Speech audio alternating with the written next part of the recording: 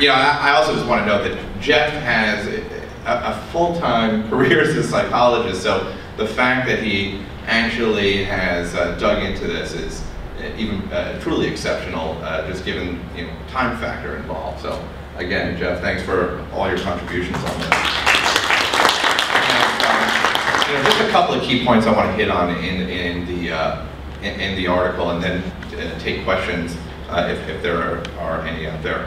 Is that, you know, this Wolfowitz Directive, again, the Wolfowitz Directive, which this article is sort of centered around, it changed the language that had required Department of Defense researchers, okay, to strictly adhere to the Nuremberg directives for human experimentation and other precedents when conducting human subject research. So it changed that language.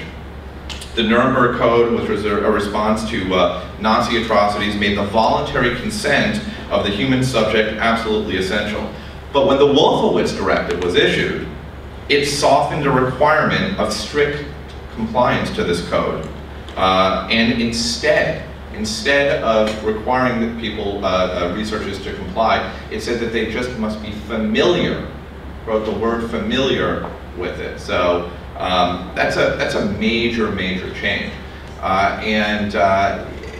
You know, we found out as well from the Department of Defense, who of course denies that you know, that they conducted any research, that they are reviewing this Wolfowitz Directive, or they're changing it. We don't know what they're changing it to, but it's going to be ready for review next year.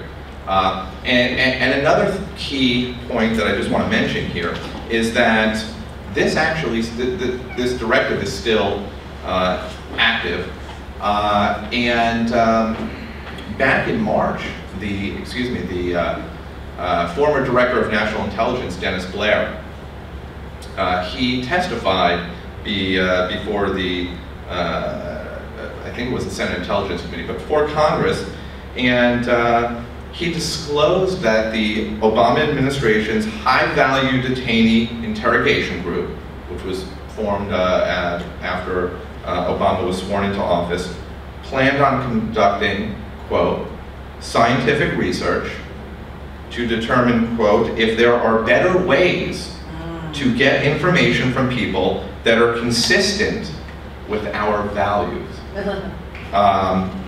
And just to, again, quote Dennis Blair, what he said in testimony, it is going to do scientific research on that long neglected area.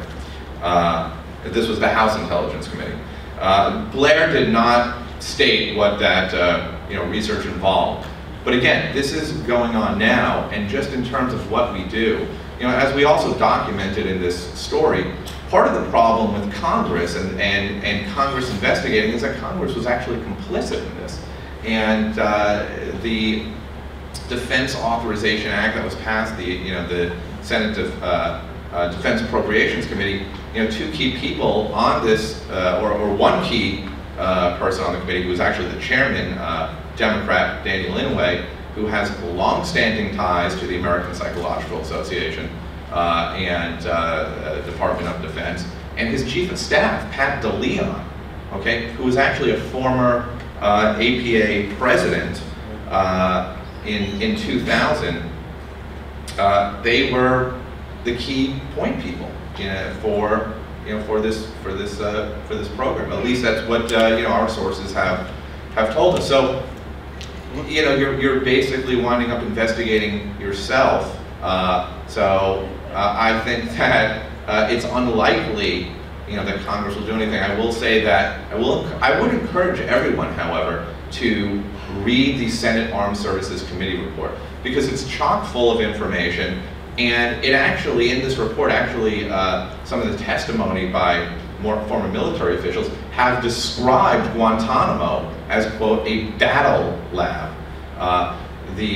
Colonel Britt Mallow, one of the former military officials who was there, said, you know, likened the interrogation techniques, the torture techniques, to an experiment. So the word experiment, the word research, these keywords that you may just sort of just read and not take in terms of understanding that it was part of an experimental program. It's all there.